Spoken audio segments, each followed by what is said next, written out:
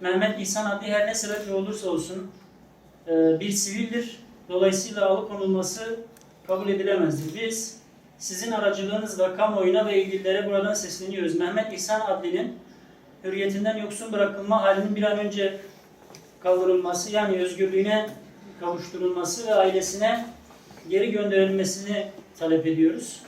Bununla ilgili mazlumlar olarak biz üzerimize düşen her ne olursa olsun yapacağımızı da buradan ilan ediyoruz. Mehmet İhsan adlinin serbest bırakılana kadarki süreci de mazlumlar olarak takip edeceğiz. Siz değerli basın mensupları aracılığıyla bunu kamuoyu ve ilgililerle paylaşıyoruz. Evet.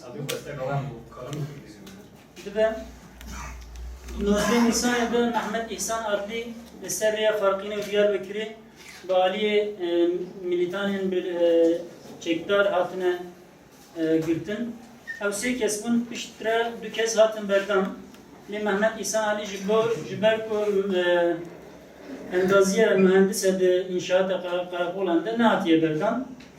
Ve nezi çel rüyaya malbata van dibejin emzanı kudresi tekiki diye. Hem dibejin Mehmet İhsan adlı sivileke.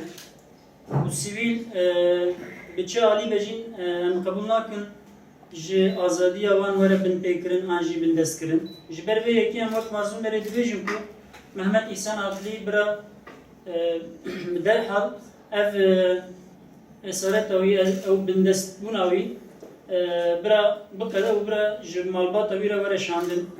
Em wek mazlûm erê vê pêvajoyê de çi bikeve aliyê me em dikarin bikin. Lê ew qasiyez dikarin bibêjim. Ev pêvajoya heta were berdan jî em ê vê pêvajoyê takîb bikin.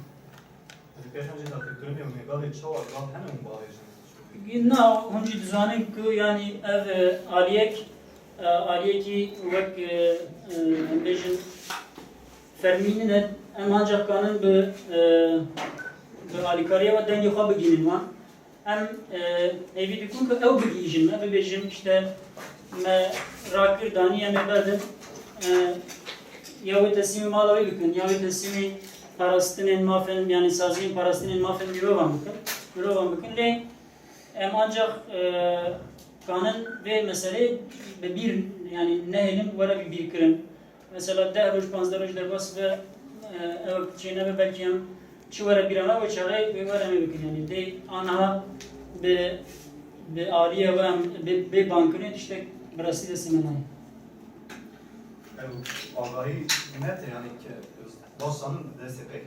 Yani sekes hatı bun girtin du kes berdane jiber ve yeki malbatavi divem sediset zanın despeki gideli em jî bi agahiya vandayam em jî serviya dixabitin lê de despeki de be zatî me gotiyem dixwazim were bedin eger ne dest wan ve dest kê de be jî em dibêjin çi lazim e were kirin dîsa jî ev kesa were berdan bişî ji mala were yani pekî ne yekî dibe gotina me nabare.